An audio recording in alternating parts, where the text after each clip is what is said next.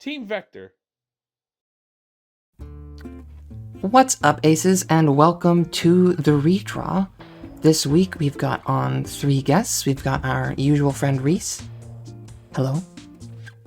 Hey everyone.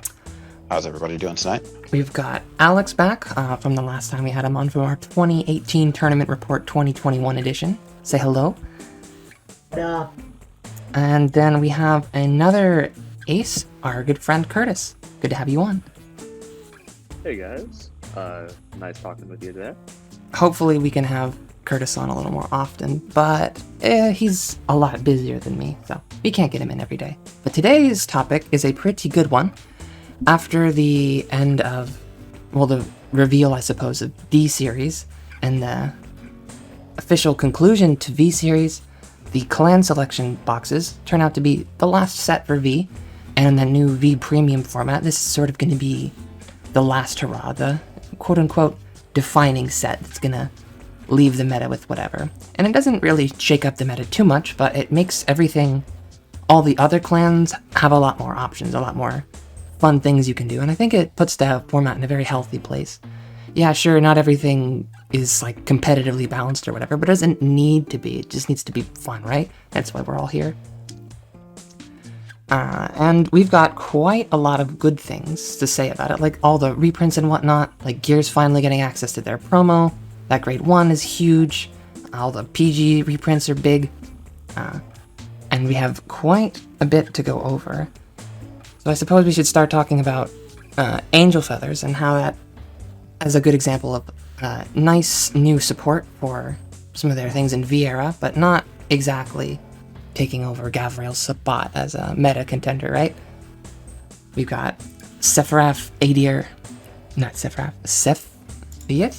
Shin Malkuth Meketh, who's got a wonderful ability who reads, when revealed for a damage check, if your Vanguard is Arc Raider, I can't pronounce it. Basically the little version. Yeah, it's a losing battle. Don't try pronouncing. Yeah, discard a card from your hand, and then you can write it as stand. And then continuous Vanguard during your turn if you have 2 or more protect markers on your circles, which you know from the first one he wrote, and then this guy, you're already there. Your whole front row gets power plus 10,000. And then continuous Vanguard, all of your units on rearguard with the protect marker cannot be retired by any of your card effects. Which is fine and all that, but I don't know. Is it Gavriel? No, not quite. It's not Gavriel, but what I'll say, and this is, I'm glad that you went ahead and just read the card first here, because I think really it's exemplifies the 2 things that I really care the most about with the clan selection here, which is that it's a fun and unique ability, and it actually emphasizes like the flavor and lore that's going on with this card that was absent for a lot of the V series.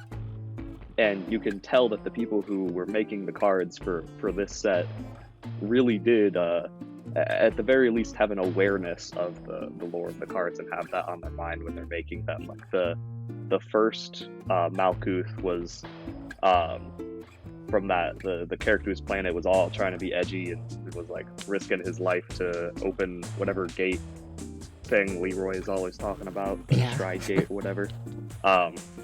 And so that was exemplified by it bringing back creatures from the drop zone and then damaging itself. It was one of the only cards in V that had some like lore behind it. And then this one here, you can tell just by reading the card that it's like matured and you know grown up, and now it's not letting its friends kill themselves, you know. And Yeah, huge steps. Instead of damaging itself, it prevents the damage by riding itself if you damage check it. Which is pretty big. You get an extra gift out of it and everything. Too bad you can't get a multi-attack out of it unless you're doing some kind of crazy shenanigans, but I can't Do envision. crazy shenanigans. I'm sure you could. Sure. I don't know how you do it in standard though.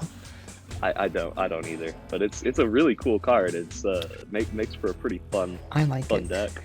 I mean, if you are gonna run it in premium, I guess there are rescue. You can rescue check it, you know. Yeah, If that's possible. you could. There's all sorts of crazy battle phase things you could do, but then you'd be on that instead of your stride. So I guess you just attack with your stride first, but I don't know how that affects all of your angel combos. I'm not an angel player.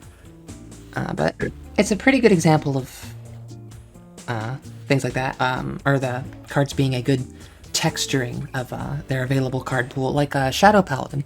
Luard doesn't need more good cards, but they got a bunch of witch cards, which are so cool. Like, look at their artwork. Feel the flavor, but like, think about what Luard does, and then think about Mesmerizing Witch Fianna. Act Vanguard once per turn, cost Counterblast 1 and retire 2 rear guards. Search your hand or deck for up to 1 Witch of Reality Femme. Call it to a front or rear guard, and if you searched your deck, shuffle your deck. The card that called the circle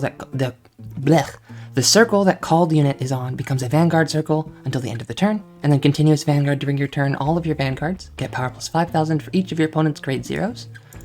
And then So when you think about Fianna's skill, it kind of makes it like you Legion or some sort. Exactly. And then Femme here has effect on Vanguard. Act Vanguard once per turn, Soul Blast 1. Your opponent chooses 2 grade 0 cards from his or her drop zone, follows them to his or her rear guards with grade 1 or greater units. If no cards were called, this unit gets drive plus 1 until end of turn, which means you could potentially get 4 drive checks, which is not bad. That's some plussing if I've ever seen it. True. And you only Soul Blast 1, so it's pretty on rate. And then your front row, if they did call something, then you get plus 10,000 power, so it's sort of like you hit a trigger on your drive, almost. Which is for each grade 0 that the opponent has. Yeah, so I suppose they could call, like, 1 or whatever, and it wouldn't be as efficient, but meh.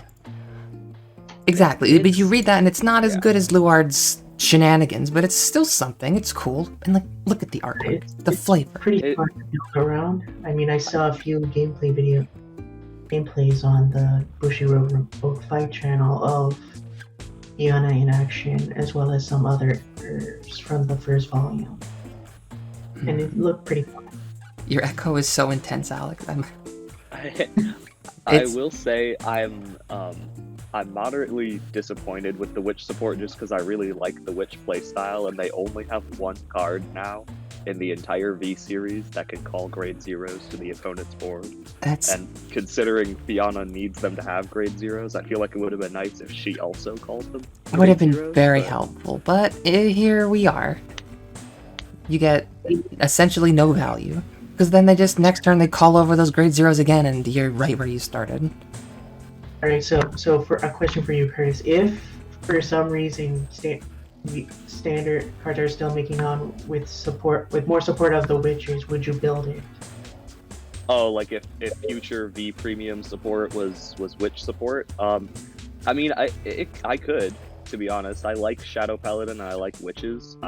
It's just these 3 cards aren't quite doing it for me. But yeah, if the theme got more support, I'd consider playing it for sure. But for the V Premium in the late future product, there was rumor that Raging Form was going to get reprinted, as well as Tetra Drive. Yeah, they did say that. So witches seem unlikely at best, but like Mimi was saying, it's more about the fact that Shadow Paladin and Standard didn't actually need a better option, and so having a cool side option is perfectly fine. And they got a nice Nemen reprint. That's pretty big. Yeah, a lot of these reprints are pretty huge. I think it's probably worth, I mean, not to break our flow, we'll go back down the clans, but just in general, know that all the reprints in here are either high value staples, promos we didn't have access to before, or cards that synergize very well with the new cards in the set, so that newer players can just buy this set and get the cards they need to make the deck. And honestly, every single reprint falls into one of those 3 categories, and it's fantastic. Almost every reprint just knocks it out of the park. Some of the Bermuda ones are like, meh, because like, what do you give them? And they didn't have very many good filler cards, but like, they're fine. But like, Bellyful Med's Angel, huge reprint. That Gears reprint, huge. Nemen, big. Yeah. But Tachika, Exactly. wait, actually not Tachi's. Next up, Gold. we have Gold Paladin, and after their recent banning, quote unquote, A new build was something everybody was digging for, Yeah. and Gold Paladin with Spectral Duke and Percival is not too bad. You get quite a lot of value out of it, getting those extra drive checks to make the extra circles actually hit for big number. Just before recording, me and Mimi helped me playtest the Spectral Duke with small changes to my deck. When Yeah. I added, and Oh. it was pretty fun. Hopefully it should be the footage y'all are watching right now. Sorry, I'm not the best Angel player, so you're mostly just watching me stare at my cards and read them. But we got there in the end. Actually, no, we didn't get there. I'm pretty sure I lost every game. But that's a big improvement. Both times, for the end of the first game, you couldn't like fully like deal me any more damage because I had all 4 draw PGs in my hand. They have eyes. It's okay. We don't have to tell them how the games went. But yeah, it's I think sorry. I was gonna say it's a big improvement from last time, where you didn't get any W's, which means that the new reprints were not the reprints. The Percival stuff was quite big. Go ahead and finish I think now. it's interesting. It's kind of funny to call it tech or like an interesting chain because it's based off the ban list. But the fact that Gurgit can't use Percival, but now Spectral Duke can, and it gives you like another option, like you said, with golds, just another build that now actually can use Percival. It's pretty cool. I like it. Also, technically, Ezel could use Percival, but not really. Yeah, I feel like Ezel's just not as strong as Spectral Duke, so why bother?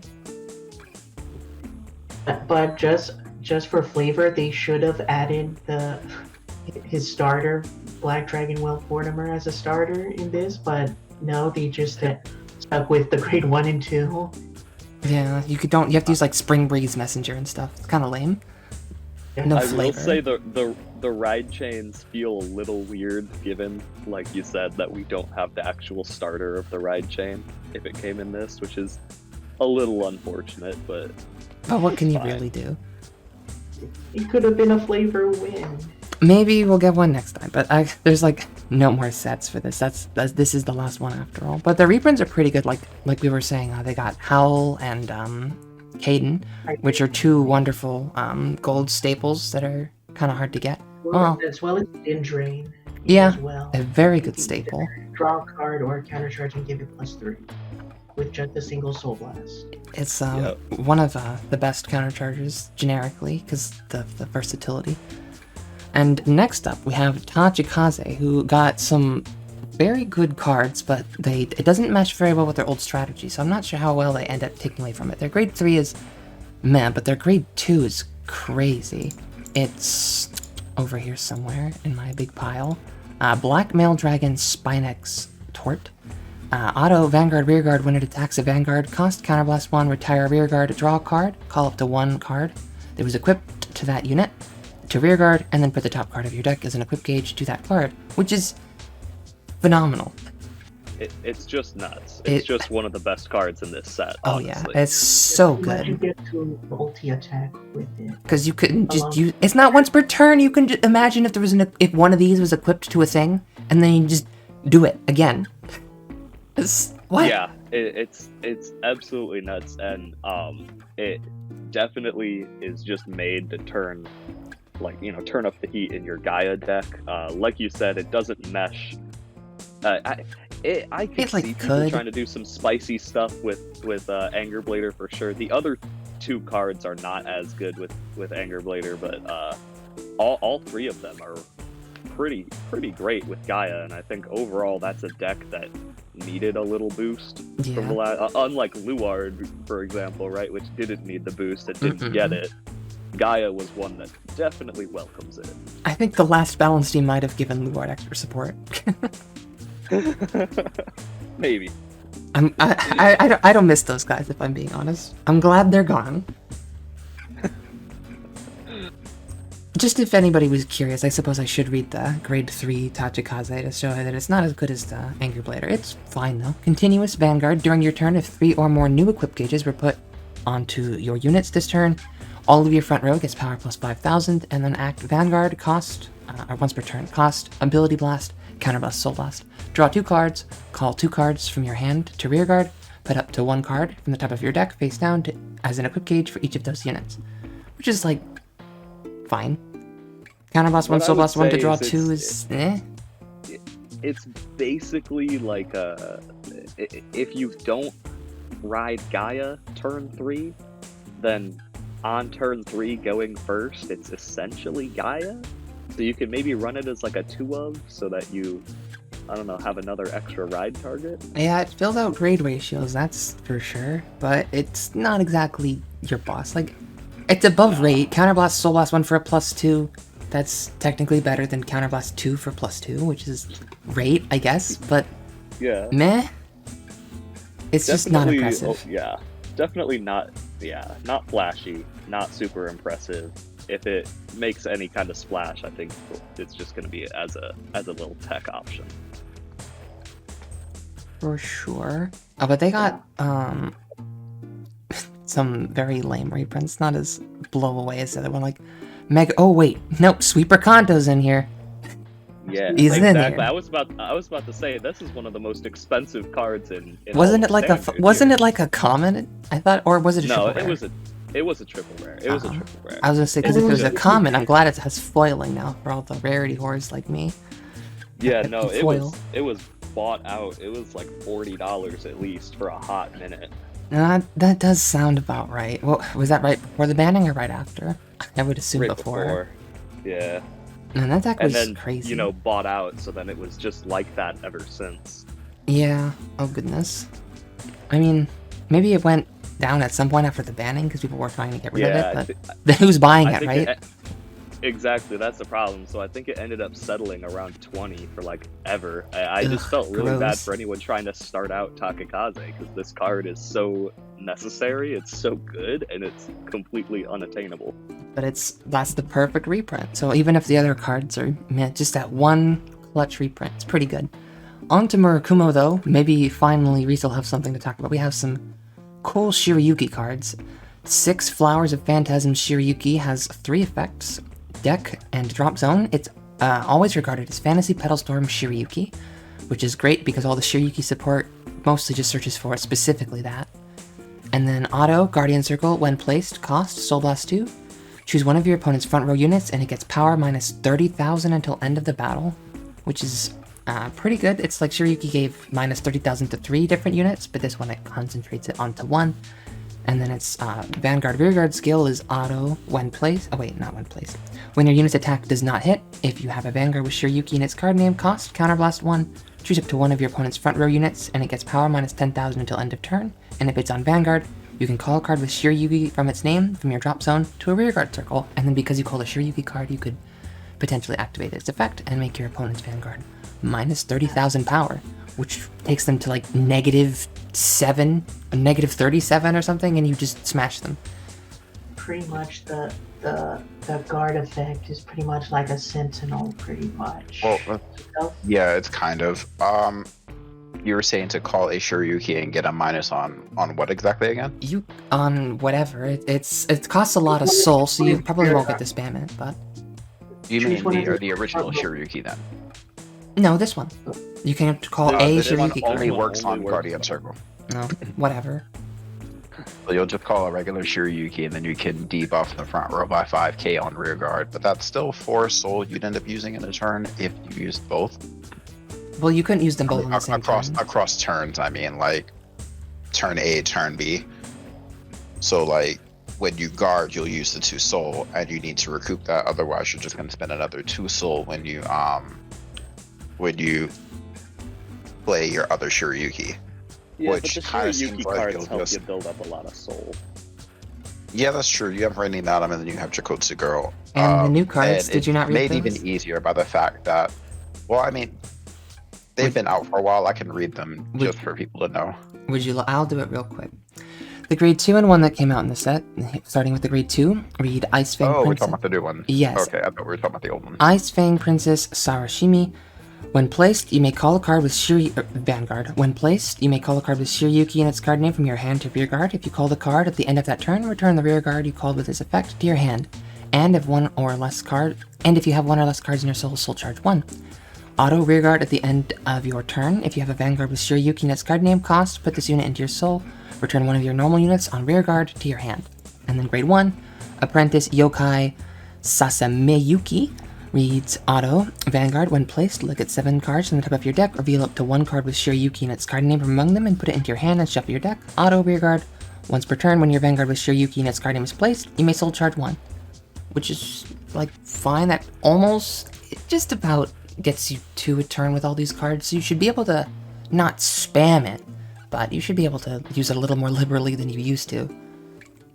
Because it was so now clutch back in the day. all of the grade 2 and lower cards for Shiryuki also charges some form or fashion. Well, not all. You don't have enough grade 2. You need to run like a non. Well, no, specifically the ones that support Shiryuki, yeah, but you can't fit a whole deck full of them. Tsuruhime and yeah, like you'll still need to fill out your last grade 2 slot, which I guess looking at it, Abrupt Stealth Rogue Audio kind of helps with that kind of in terms of getting them out, because it's a promo card that we're finally getting actually. And it's auto Vanguard Circle when placed, counterblast 1, search your deck for up to 1 card with the same card name as one of your units, call it to Rearguard Circle, and shuffle your deck. Continuous Rearguard Circle during your turn if you have another unit with the same card name as this unit, it gets power plus 10. Which luckily is being printed in this set. It seems kind of like they just threw this one in there because it doesn't appear to have a whole lot of synergy with Shiryuki, considering that Tsuruhime works on Vanguard Circle. Yeah, but it's one of those cards that's a promo we didn't have, so... Yeah, I mean, they could have just released the promo the way that we should have gotten it, and they could have made this any other meaningful reprint. That's all I'm saying. I don't think so. They weren't gonna give us the promos. Have you played English Vanguard? We weren't gonna get it. They never give us promos. We weren't gonna get it. That's what I'm saying. I mean, like, I feel like this set could have done more in the sense of providing us with new cards instead of them using it as a means to just dump all the releases that they screwed up and, like, didn't give us at all. You know what I mean? Like, the gear promo we're finally getting, this promo. I feel like they could have just been more diligent with their releases across the US and Japan, because Japan gets everything on time. Yeah, because they get their stuff when they're supposed to get it. Yeah, exactly. But it's kind of like they're discounting the English market as a whole by just not creating the opportunities to give us these promos. We don't deserve them. Box toppers. These could have been box toppers. They could have been. They don't do box toppers. They can't be box toppers. I'm just saying. Did one time. They put a bunch of promos as box toppers in that one set. Yeah, and they were all like like $40? It was disgusting. They weren't. No. Those weren't necessarily box toppers. You got those when you like bought sealed product and you got this random promo in the pack. I mean, like tournament, like the tournament promos. These could have been those.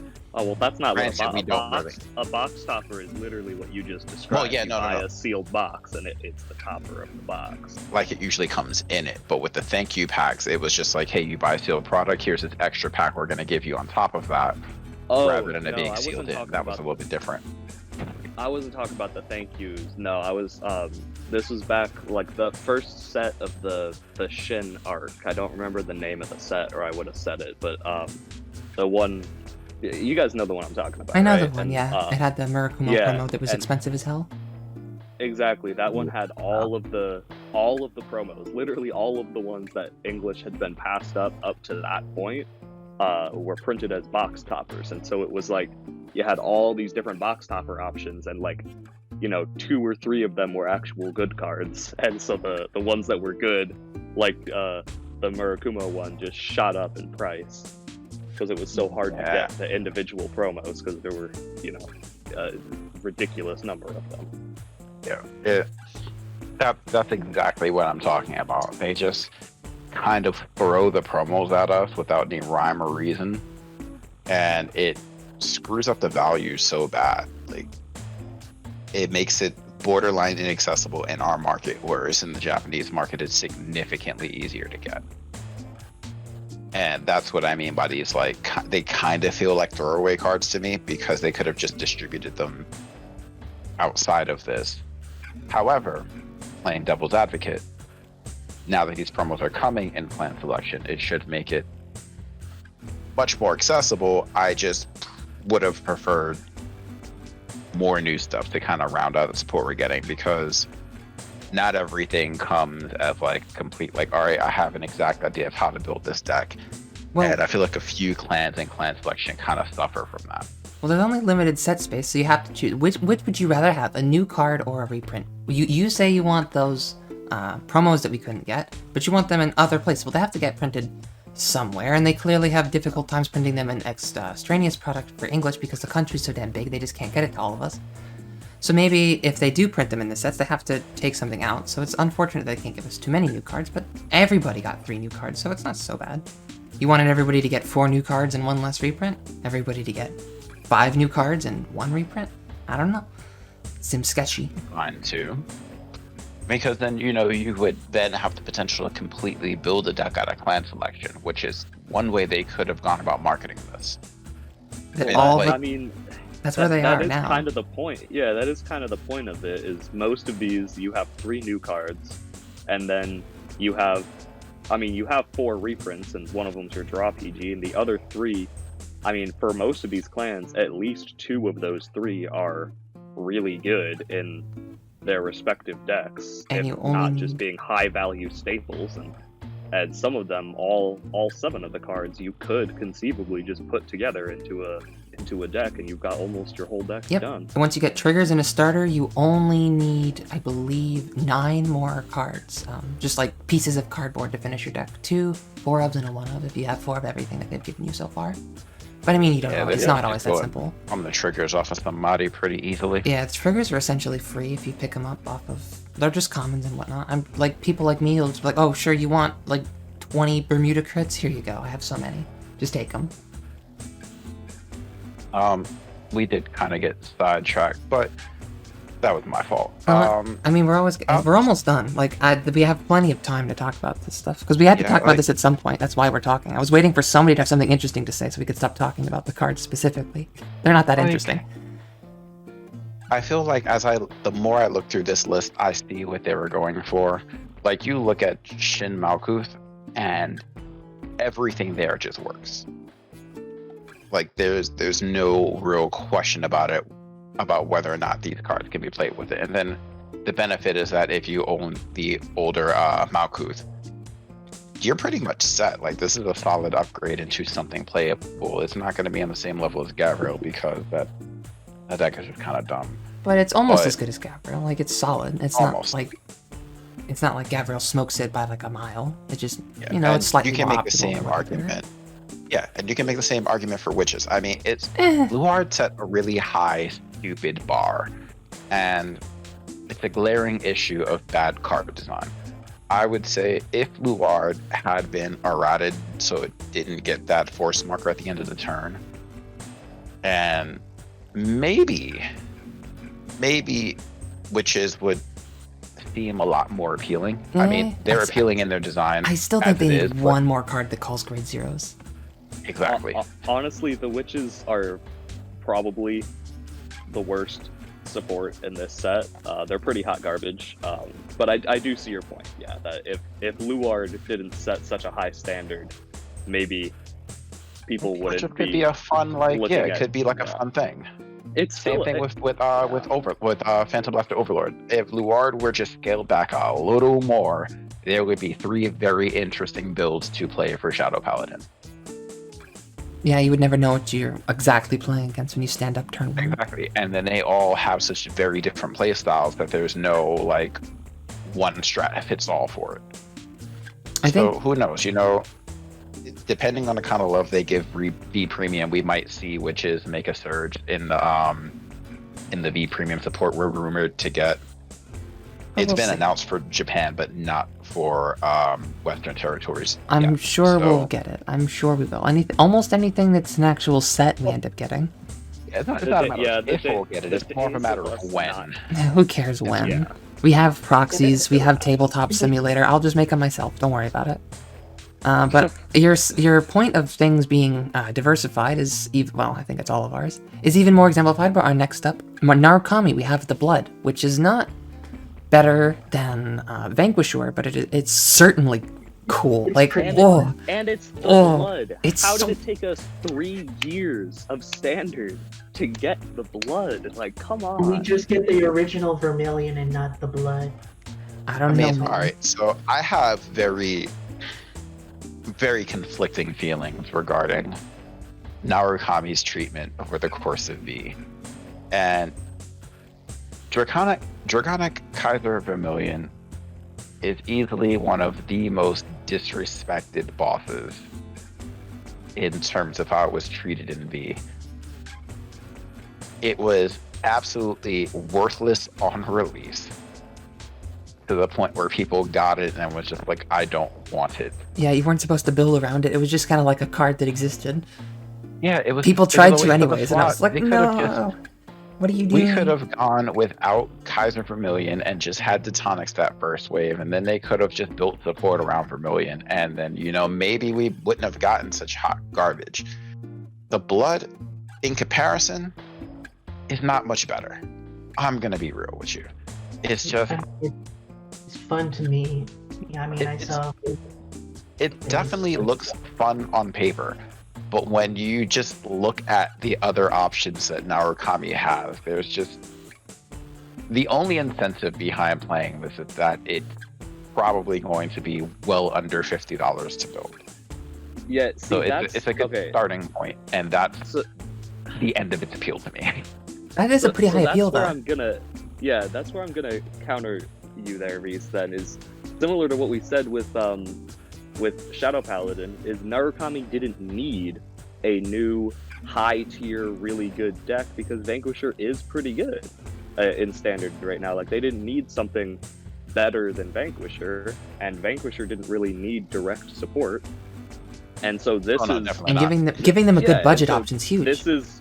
This is a budget option that's actually really fun, it is potentially, if not the biggest flavor win in the set, then the only reason it loses out is the Chaos Breaker, because the Blood it's so beautiful. It's so good with the flavor and the lore, and the skill is amazing, and it's an iconic card. It's just a fun, good deck to have as a really cool budget option, and a really cool way for newer players to get into playing Narukami. I have honestly nothing bad to say about this. Yeah, it's not going to be a tier 1 deck, but I don't really care, to be honest. It gets like 8 drive checks. Who cares? You just turn them sideways. Well, I just did see a few gameplays of the Blood in action, and he pulled off 8 drive checks with the Blood so far. See, I was right. You get a big drive check, and nothing feels better than getting at least 6 drive checks. When you start flipping up 5 or more cards, that's when you're having some real fun. I will make a personal challenge to myself to try to perform 10 drive checks with the Blood. Hopefully we'll record that, and then we can have that one day. Don't get me wrong. I'm not saying this to say that as a Narukami player, I won't play the Blood. I will at least go and get the sleeves in the deck box and make it so that I have something that, doesn't run the entire planet over every time I play it, like, suck in the fun of the game. So I would play it if I just want to have fun and hang out. But if I like want to get a W, this would honestly not even be on my radar. And you know what? The more I think about it, the more I think that's fine, because this whole set is catered to new players. It's supposed to diversify the format, give everybody multiple tiers of options, so that you don't have to just shell out like $300 for your standard deck. Like, that's a bit much. But like $50 and it's kind of something. Okay, and it's only less optimal. It'll work. It's not uncompetitive. It's just unoptimal or whatever, And the Blood's 2 support cards are pretty decent as well. Like, one lets you superior right into either the Blood or Vermilion from the deck. It gets to bind the front row after it attacks and it hits. And the grade 1 lets you search at the top 5 for either OG Vermilion or one that lets you superior right into Vermilion. and as well gets +5 for each attack that hits from the Vanguard. Yeah, the Spark Arrow Dragon is one of the coolest support cards any of the clans in this set got. Very, very cool. Spark Arrow, I can 100% get behind. I like it. Thunder Barret, just being a great researcher, is actually really, really good. Like the deck skins, it has merit to it, you know? Spark Arrow Dragon too. It looks for Spark Arrow Dragon too, so it gives you like that. You definitely want to play 4, but you definitely want to play 4 of Mighty Ball just for your consistency. So you can start out pretty good if you have existing cards. If not, Thunder Barret's a good alternative if you don't have Mighty Ball. So you have something, like you're not just dead in the water. Rising Phoenix getting a reprint is something. It's a triple rare reprint. Ooh, it has different foiling now. Ooh. Yeah, like that's really my only appeal behind wanting to get it, just that it's a triple rare. I like double rare foiling Phoenix. now. Rising Phoenix is kind of Actually, we've had enough discussion of Rising Phoenix for one podcast life cycle. We'll hit him with Rising Phoenix discussion eventually later, maybe. But I think because we're about to hit. Phoenix must be discussed in every episode. It really just it's a meme at this point. Rising Phoenix is kind of like the Airmo of Narukami, where it's just like you have this reflex to want to include it. And what I learned with Vanquisher is that it's not always necessary. And I realized that Phoenix was actually kind of slowing me down because you have to kind of set it up. You got to get into the drop zone, which seems really easy because it's just a matter of guarding with it. You call it to rear guard and then you call over it forehead. Get wrecked. Yeah, like that's really it. In which case you're minusing yourself forehead. Negating yourself because unless you have a way to call it right back, it's like, why did I do that? Well, you did that only because you had a reason to call it back forehead. Like I more often than not will just guard with it. Rhys, you do understand that I was joking when I said we needed to discuss Rising Phoenix for 5 minutes, right? That was a joke. Yeah, I think we absolutely. can. It's extra funny because we're about to start talking about Bolt Pike again to refresh my memory on what it does. Bolt Pike Dragon. How I feel about it. And looking at it again, I realized I actually own this card, and I really hate it. I absolutely hate Bolt Pike so much. Why? It can't attack. That's so cool. It's a 12k. It's got 10k shield. It has 10k shield? Was one of the first things that caught my attention. This is the best card in your clan. 2 or more units, it can't attack, and I'm just Who like... cares? They never have units. Welcome to Narukami. You attacked their whole front row with Vermilion. They got nothing now. Exactly. They can always swing after Vermilion. With Vermilion, one could argue that Bolt Pike has more use now. But when this card first came out, I absolutely not when it first came out. I don't know. It is a bit bricky, but now it's reprinted in the set for a reason. With Excel being the meta, good grief, you were never attacking with that card. Well, now that you have Vermilion, you can still get it, even if it's against Excel. It's great. But I was gonna say it's extra funny that we started talking about Phoenix because we're about to start talking what made you talk about Phoenix in the first place. Chaos Breaker Dragon. Yay! So much fun for everyone now that they're back. But actually, it's not so bad. You played against it the other day with the end, and you didn't give a single fuck. You just kind of are like, okay, me turn Overlord sideways. Me win. I'm like, that seems legit. Fair. If I did not get my second copy of the Cross, it would have been a clear coin toss as to who won that game because my backup would have been the end as my follow-up. But you and did. That means that my entire attack pattern changed. You did twice. It's not that unlikely. You got there. That's okay. We had a whole discussion about Chaos Breaker, so we don't need to spend too much time talking about it. But basically, we were right. It's slow and it's sturdily and it doesn't wreck everything. But if you have a bad Chaos Breaker matchup, oh god, you have a bad Chaos Breaker matchup. Yeah, if you have a bad matchup to it, it will be very obvious from like turn 2 on, and it's just not fun. But if you have a deck that basically doesn't care about your rear guards like Overlord, then it's basically just turn sideways and win as long as you can keep a gift on the board. And that's kind of difficult, isn't it? And Yeah, what I'm it- gonna say, because like you said, Mimi, we don't need to have a long form discussion about Chaos Breaker, because if you want to see that, you can go give us some views on our other video. But what I would like to use Chaos Breaker to discuss further is just how in love I am with the like flavor and lore appreciation in this set. Where It's so cool. You give them first hope. off, You take them. I don't exactly. Chaos Breaker, easily one of the most iconic cards in all of Vanguard. This set has been great at giving us some of these icons that longtime players of those clans will love. New time players can be introduced to. This is probably the best rendition of a skill that reflects Chaos Breaker's lore, and Chaos Breaker usually does a really good job of that. And this is, I think, easily my favorite, where he's all about giving, like you just said, giving the opponent hope and then taking it away.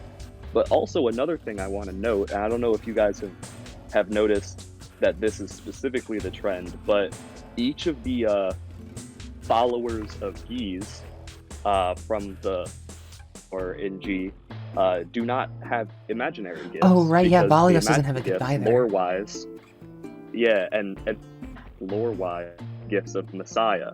And so the followers of Rhys don't have imaginary gifts. So cool.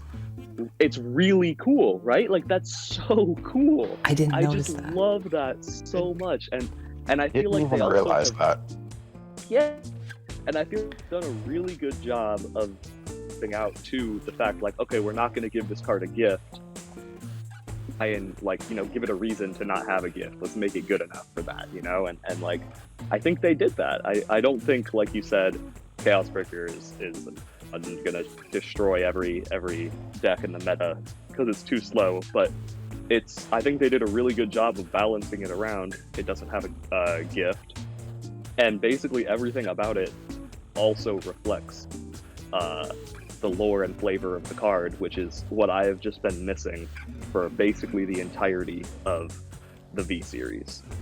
Yeah, it's been missing. Dora for does have a gift, sure. so all but Great Dora doesn't have gifts. Yeah, so Gridora unfortunately came out before this set, so I specifically followers of Rhys within the clan selection. Yeah, Dora already missed the chance to get Gridora in there. That's Yeah. all. Oh well.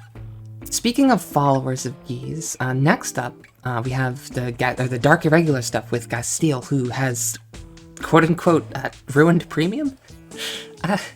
If it wasn't ruined already. I mean, I consider the new Great Gasteel mini dust because of its effects. Pretty much. It's dust. Do you want to read it? I'm sorry, Michael. I mean, sure, I'll go ahead and read and no, don't worry, I can read it. No gift, grade 3 at the beginning of your battle phase. Counterblast 1, draw a card, and your opponent chooses one of the following effects for every 5 cards in your soul. You perform the chosen effects in any order. Each effect can only be chosen once. 1. All of your units in the front row get critical +1 until end of turn. 2. Your opponent's Vanguard's power increases or decreases to 1 until end of turn. 3. All of your opponent's auto abilities do not activate until end of turn. And 4. Your opponent chooses a card from his or her hand and puts it into his or her damage zone, face down. And that's in standard, that's pretty good. Like, you probably get to 15 soul or something on turn 4, and maybe you do that, but maybe you get to 20 and you get to do the whole pop off. And it's strong. I think you run it like 1 or 2 in your standard deck for sure, but in premium, it's you get to 20 like that, and then with you copy it twice maybe if you're desperate, and then bop. Yeah, what I'll say is, so obviously you guys know I'm showing my bias here, but that's okay because Irregulars cards are just easily enter new cards in this set. The Grade 2, very similar to Akikaze cards early. They are a huge boost to the existing standard deck, to the Shaharat deck. They're just incredible cards, But the thing about Shaharet, as opposed to Gaia, is that Shaharet's actually good. Yeah. And so it was already at one point, for the last few months, it was one of the best decks in the format. And, the rise of Excel and Luard shenanigans kind of, put it down a bit. But to have a deck that was already so good, get a boost that's also so good, to me is just kind of nuts. It's so nuts. Let me read the grade 2 and the 1 for everybody, because you said they were broken. Please do.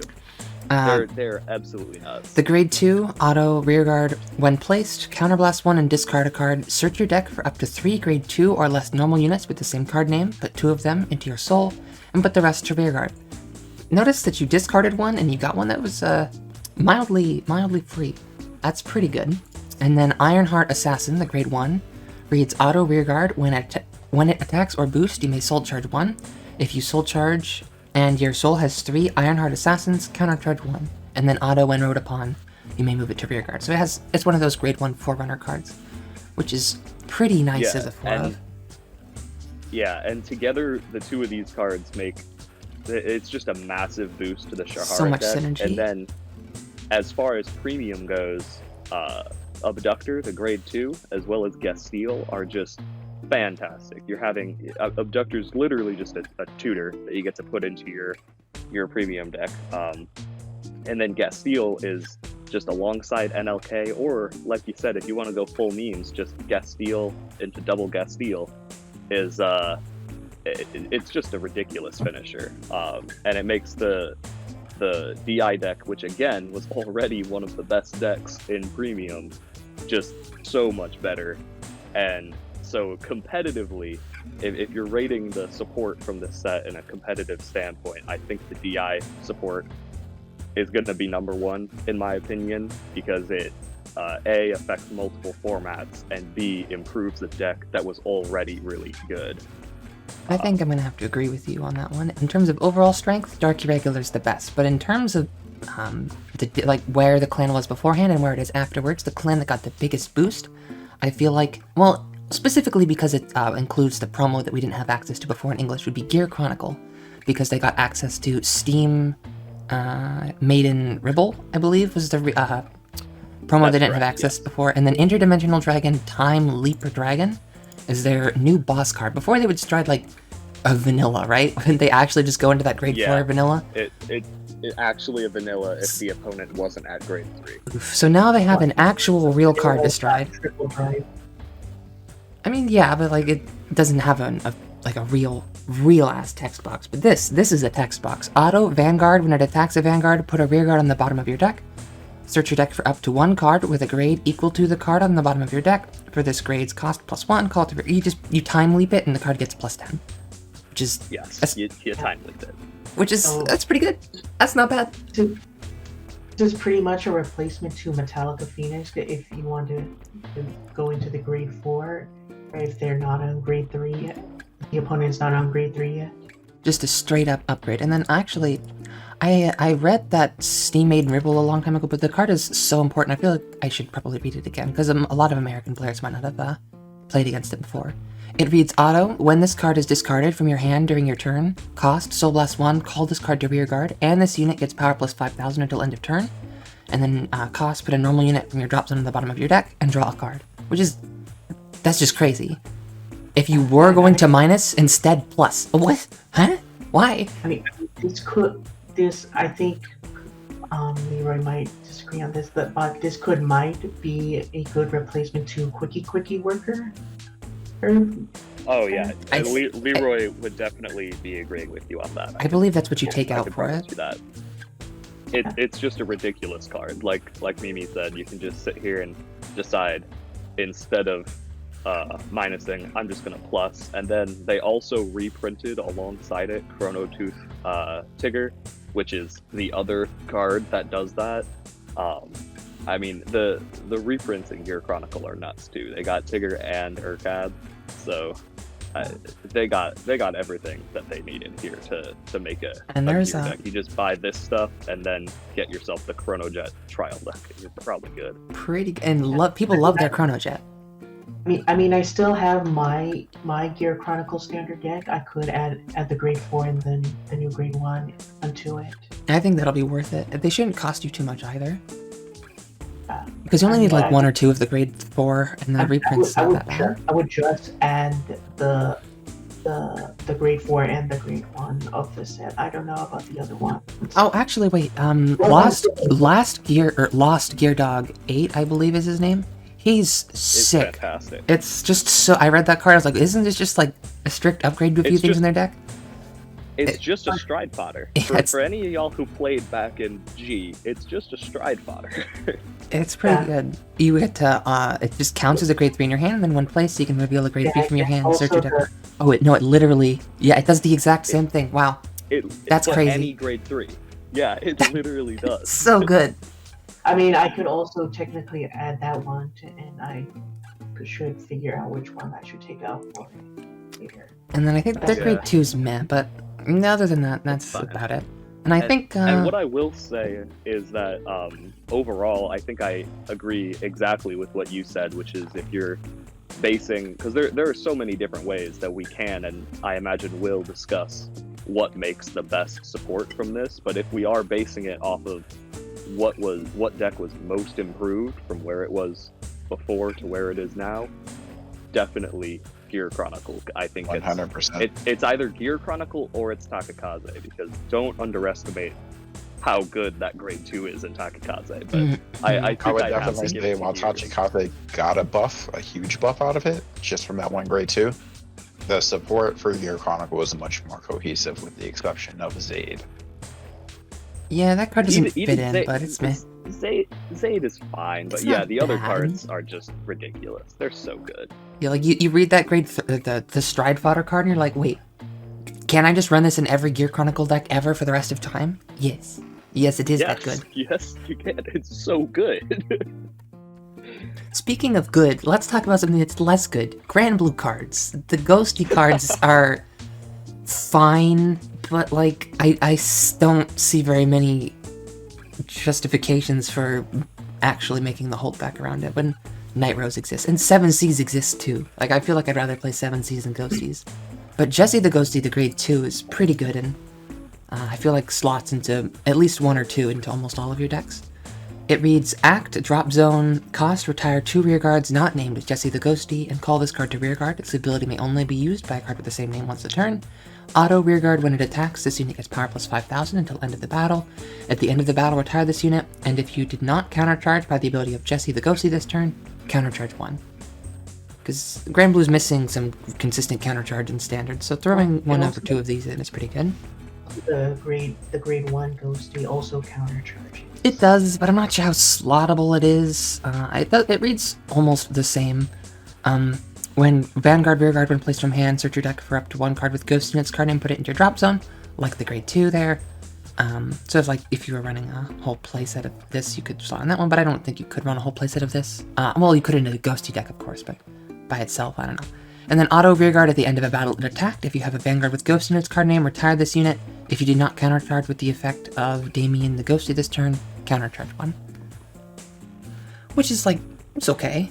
Yeah, I'd have to say they definitely knew what they were doing when on Jesse they don't that same, because they essentially have the same second effect, but Jesse does not require a Ghosty Vanguard, and I think they knew what they were doing when they were trying to make a splashable card that could go into other decks.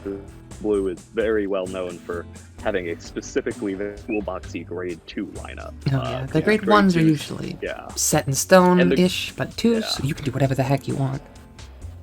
I suppose and if so I... Go ahead. I like that, but Grand Blue definitely could have used boost than just a one of Jesse the Ghosty going into your Night Rose deck. So Yeah, I suppose if I've read the other cards, I should read their boss too, so if you haven't read it, you can know what we're on about. Ghosty Leader Beatrice. Oh, The go ahead. grade 3 ghost pretty much pumps up all of your ghosty rearguard or its 5k power and as well as 5k shield. And it gives them Yeah. intercept. Yeah. which is its first effect. Well, it's its second effect. Its first effect is when placed, Soul Blast 1 and call a card not named Ghosty, Lear, Beatrice from your drop zone to rear card, which is pretty big. You can use Soul Blast to get a counter charge because it'll be calling back one of your other cards. And then Auto Vanguard, when your rear guard is retired by a card's ability during your turn, Counterblast 1, call a card from your with Ghost unit's card name, with a grade less than the grade of the retired unit from your drop zone to rear card. So, like, you know, your attack was Skull Dragon, and it's retired by its own ability. And then you could call back the grade 2, but like, or you could call the grade 1, but there must be some other ghosty cards in Standard, which I'm sure you could do something with. Let me pull up a quick list. I think the only ghosty cards in Standard are grade 1s and a grade 0 promo, if I remember correctly. Yeah, the wiki just took me to the premium lineup, so I'm like, I'm too lazy to sort them myself. Yeah, not much options, but it's better than nothing. But I'm pretty sure it's some of the worst support from the set. Like even worse than Witches, maybe. You know what? That's maybe a good point. That's a tough what choose. I will say against Grand Blue, because I have already, and I will not stop defending the budget side deck as a valid option, but you do bring up that Grand Blue already had probably the most unique and fun budget side build in Standard. With 7Cs. With 7Cs, and so like, when you already have one, do you really need another one? Is that really what Grand Blue needed? I mean, sort of. Probably not. Yeah, no. Probably not.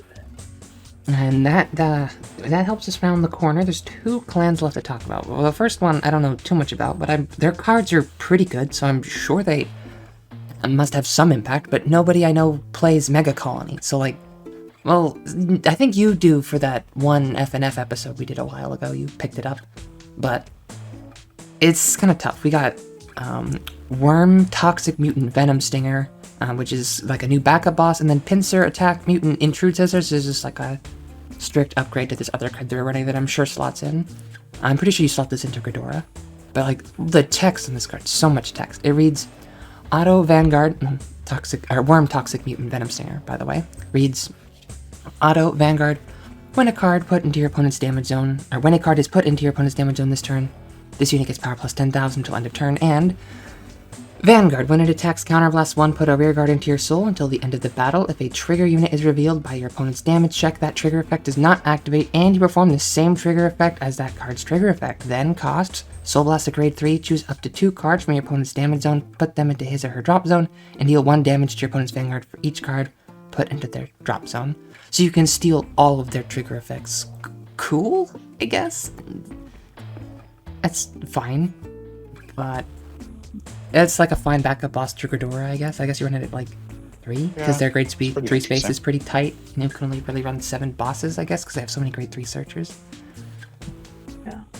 Yeah, I would say this is the least useful of the new cards, but it is still a fun effect and a cool, like you said, a cool side boss. If you have Ghidorah and then you have another card that you can play, because one thing that Protect does benefit from is having 2 different bosses that it can ride between, so it's gaining the Protect gift every turn instead of having to wait for the second copy of Ghidorah, for example, in order to re-ride. That's true. And then I guess we have to give them some credit. Like I did say that Pincer, Attack Mutant, Intrude Scissors definitely slots in. It drop zone at the end of a battle. Your grade 3 or greater Vanguard attacked. If a new card was put into your opponent's damage zone this turn, cost Counterblast 1 and call this card to a rear guard circle. And then auto rear guard when placed, Soul Blast 1, choose one of your rear guards and stand it. Which if you did the thingy, that's 2 attacks off of this dude. That's like actually really good. Yeah, and the thing with this too is what they were using previously in Ghidorah was Hell Demise, which is a giftless grade 3 that essentially has just that second line of text for Intrude Scissors, but without the power gain. So this is just beyond better. It has a gift, it gives a thing, it calls itself, it's stacked. It's yeah, exactly. It's just a lot better. Objectively better in every way. This is what we call pushed. it costs a Soul Blast, whereas Hell Demise doesn't, so I wouldn't say it's a strictly better card, but it is What you get for that effectively second Soul better. Blast are much better. Yeah. It definitely is effectively a better card, and you just replace that. At the very least, Gridora gets to use this instead of Hell Demise, or even, I guess, in addition to it. But I really That's do like true. that this also has a way to call itself as well, and that the way it calls itself works really well with Venom Stinger, which is also why I think you could play Gridora and Venom Stinger together, and they both get multi-attacks off of Intrude Scissors. 100%. So just be warned, Mega Colony did in fact get an upgrade from this from this one. So be on your guard, everyone. Nobody wants to lose to Mega Colony and look like a scrub. Or maybe that's just me. I am terrified of losing to Mega Colony. Omega Colony, I consider, is the most annoying clan to fight against. Well, in my personal opinion. I agree 100%. And I also feel like it's the most stressful because if you lose I'm gonna get like I feel like if I lose one game against Mega Colony, I'm gonna get laughed at the shop. They'll be like, "Look at this loser. They think they're good and lost to Mega Colony." I'm like, I never said I was good. I'm sorry. Oh no, 100%. Every time we're at a tournament and I see a Mega Colony player in the top, I'm just sitting here like, man, congratulations to you. But man, What I'm did just you sitting play? here I'm just laughing about all the people that you beat, because that means they lost to Mega Colony today. And yeah, that's how I feel. And then I guess we can move on to The very last one, Neo Nectar, who I don't have much to say. They got new plant token stuff, and it's like fine. I'm sure their deck is slightly better, but nobody plays Neo Nectar anymore. I don't know why. Not Asha kinda sucked. Yeah, but it's also just like what, strictly worse Luard, right? And all the meta players were the people who were playing Neo Nectar in the first place, and they all moved on to Luard. So Very much. That bandwagon is big. yeah. Yeah. You know the English bandwagon is very big. I honestly don't even remember what the Neo Nectar bandwagon. grade 3 does. The Maiden of Stand Peony. Maiden Let me of guess. Let me Stand. take care of this one. All right. Auto, Vanguard Circle, Rearguard Circle. When placed, call up to 1 plant token of Rearguard Circle. If this unit is on Vanguard Circle, call up to 2 plant tokens instead of 1. Oh, that's literally Plant just tokens Maiden of are- Trailing Rose.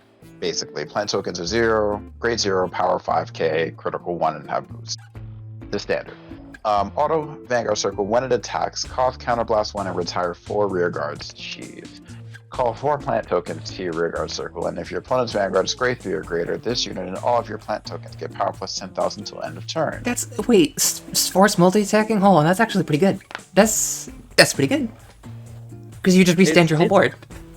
It honestly Yeah. kind of is a standard version of Katrina, right? Yeah. A fixed standard But version. it- You retire your rear guards, It costs a fill your board counterblast with instead plant of being tokens. free, though. So bad. I love it. and it gives your tokens power, but only on that second wave of attacks. It's kind of a standard Katrina. I'm a little. I assume definitely the had idea forgotten here the is card that- existed and was like brushing it off, but I'm a little Good. more impressed with it than I was. Same, honestly. Once you factor in the multi-attack. Oh, it's yeah. like it's a force deck, so they're going to just either throw it on force 1 or force 2 and Force 2 for sure. like turn stuff sideways. Like you have I mean, it's Neo Nectar. You go Force 2. You go Force 2 because and you go everything is face. just gonna get power for no reason. It's like you'll go from a 10k column to a 30k column on your next swing, and it's like that's really good. It's just a matter of the tempo. It wasn't 10k the first time because I had a real card there the first time.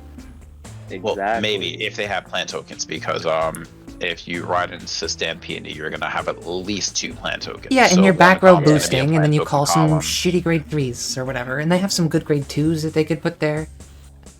Yeah, they've got a lot of other cards that gain power and stuff. I mean, So you swing with those definitely first, and then this just is kill not- both your side columns for plant tokens. Exactly.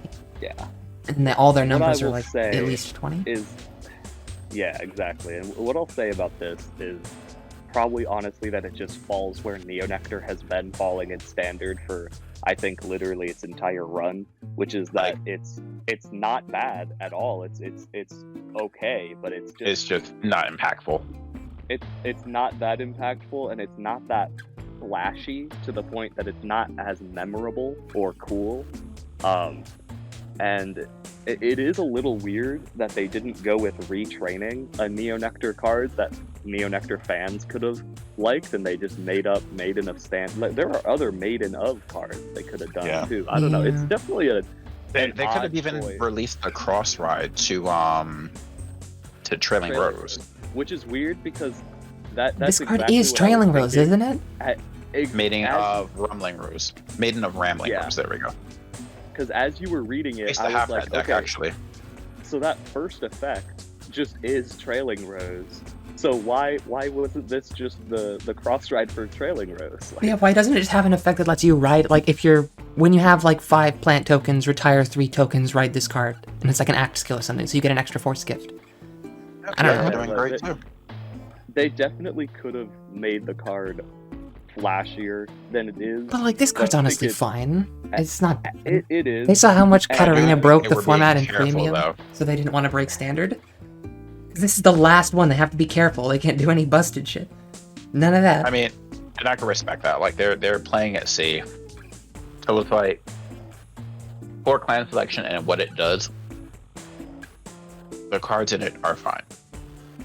But I would like to see, within the V Premium set, in addition to the new stuff we're getting, like Raging Form and a lot of these other fan favorite cards, I would like to see 1 or 2 cards alongside of it instead of just being strictly a reprint set.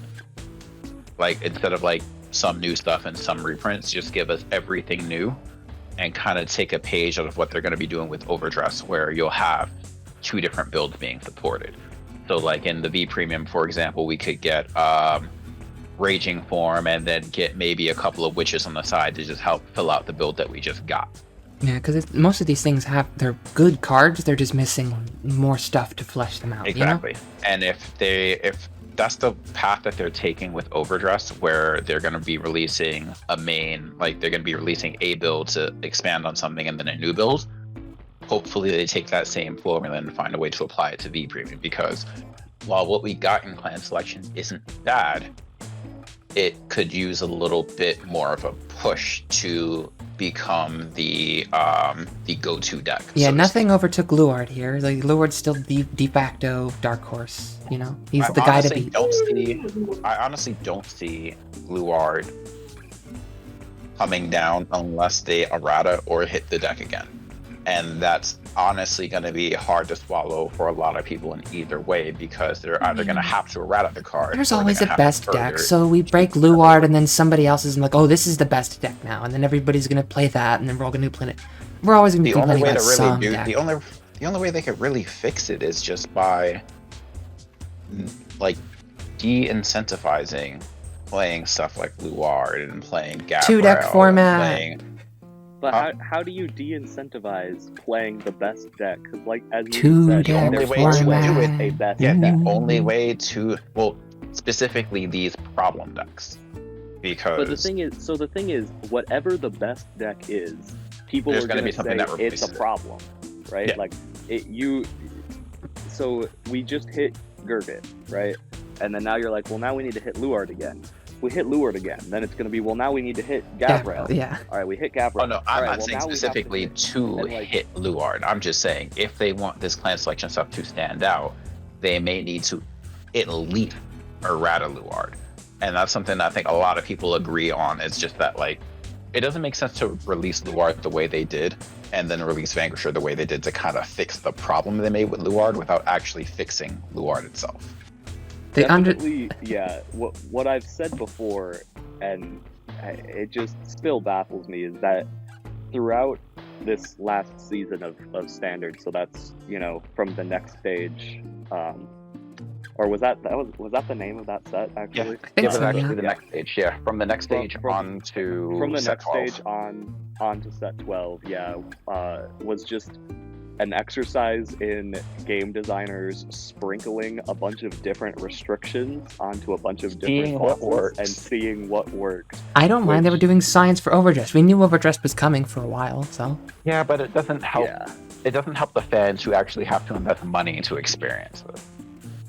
it definitely does end up being it does a a less balanced disservice to us. experience, right? Like you end up with cards like grade 3s like Shaharet, for example, that have literally no grade restriction on it whatsoever. So you can do whatever broken. you want. Oh, you go whenever you first, it's want. over. Ugh.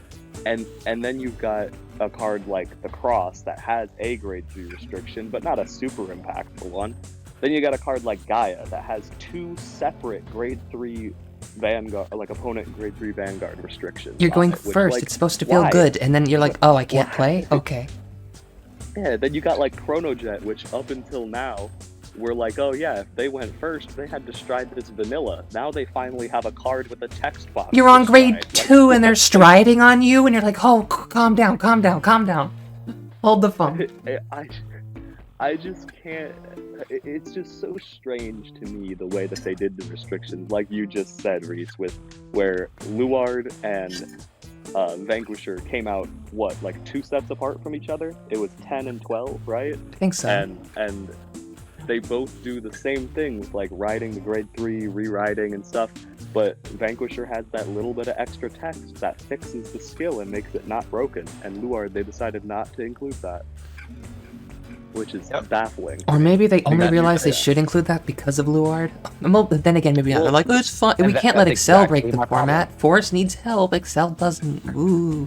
Because the No. thing I mean, is, you it's have to debatable to say imagine that these Force sets needs are help. being, yeah, and you have to imagine these sets are being, designed months and months in advance. So, it's not like they released set 10 and we're like, oh, Luard is kind of problematic. Let's go back and edit our skill for Vanquisher now before it goes to the printer. Because honestly, I mean, it came out 2 months later. It was probably already in the printer. Probably, yeah. So it's just very strange how they decided to do those restrictions. But I guess, like you said, Mimi, maybe it was all for the sake of science to make Overdress balanced. I really hope Overdress is going to be something. But we have to wait to actually play the game before we can pass any judgments on it.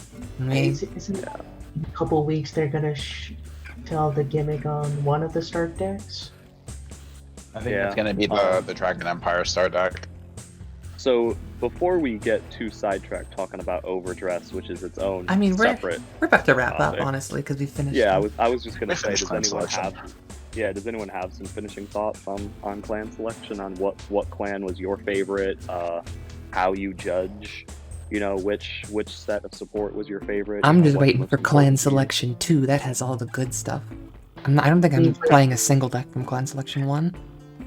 I mean, for me, I'm But looking that forward comes- to building Spectral Duke and the Blood. I will pick up the stuff for the decks that I play. I play everything in Dragon Empire except for Tachikaze because that deck just doesn't mesh well with me.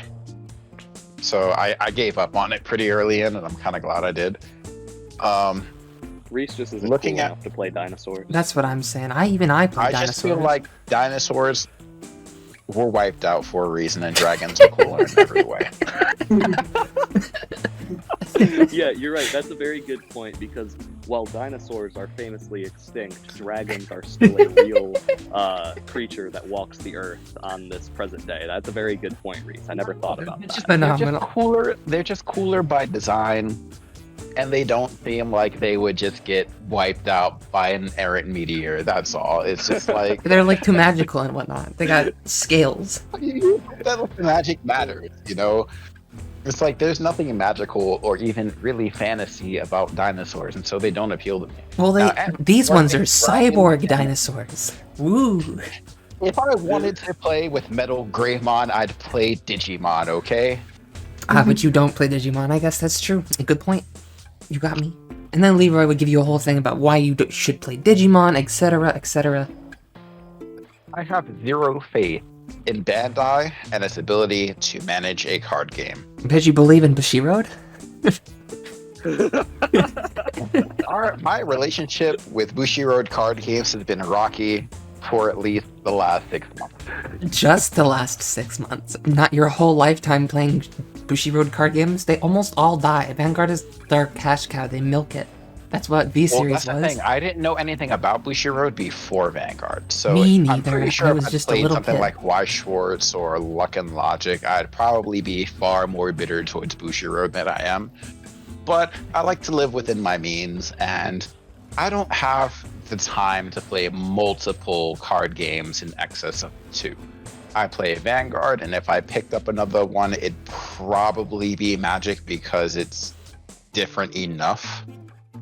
I keep thinking about trying to get back into Yu-Gi-Oh! And then every time I go look at the changes and rules, I'm just like, nope. You can just play against me. It'll be fun. You can have a good time playing against Medulce. It's so much fun. Everyone loves playing against Medulce. I've heard nothing but horror stories about Medulces, and I have no... Yeah, I actually have friends that still play Yu-Gi-Oh! And I've heard nothing good about Medulces. I'm good. You don't want to have your whole board tucked away with no interaction? Listen, I missed my chance to get back on the Yu-Gi-Oh! Train because my best friend's brother, like, borrowed, quote-unquote, my Lightsworn deck and then, like, got rid of it. God. I missed the chance to come back in on Lightsworn, and then I had my older brother's friend steal, like, my entire Dragon deck that was Blue Eyes based, and it was actually, like, had a bunch of old, high-rarity good cards in it and was playable at the time I used it. So having to go back and get all that stuff again, I'll take a hard pass on that. The stuff people that Leroy, I think that happened to him almost with Standard, right? He didn't play Standard for a few months because somebody stole all of his stuff. No, I think the stuff that got stolen was all his premium stuff. Oh yeah, that was right at the start of Standard, though, wasn't? Oh, that's why he stopped playing premium. Entire premium collection that got taken, and that hearing that hurt because it's just like my soul, man. It's in pain thinking about it. All those beautiful shiny cards. He spent so long trying to SP out all the gear stuff. He was almost there too. It was almost max rarity. I thought he was already. I thought he was missing. I thought there was like a few more cards in the mail or whatever that he was waiting for when it got stolen. Yep. Nah. Well, I suppose now that we've officially started talking about Yu-Gi-Oh, we've officially gone through everything we need to go through today. And we're probably out of our background footage of Angel other games. I guess I'm gonna have to go record some more footage of me losing then. Any volunteers? That would Narukami. It was what's the word?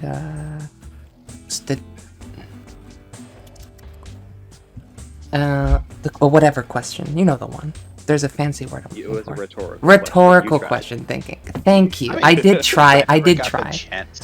I never got the chance to use Narukami yesterday. I did get to use the cross against Gavril. It wasn't as one-sided. I'm gonna cut you off. They're not gonna get to hear you talk about it. Instead, let's show them. So me and you are gonna head off to get some less footage, and we're gonna send Curtis off to bed. So we're gonna head out for the night, everybody. This has been the Cardfight Aces Potato Mike Squad, and we'll see you guys next time. Bye. Yeah, thanks for coming by.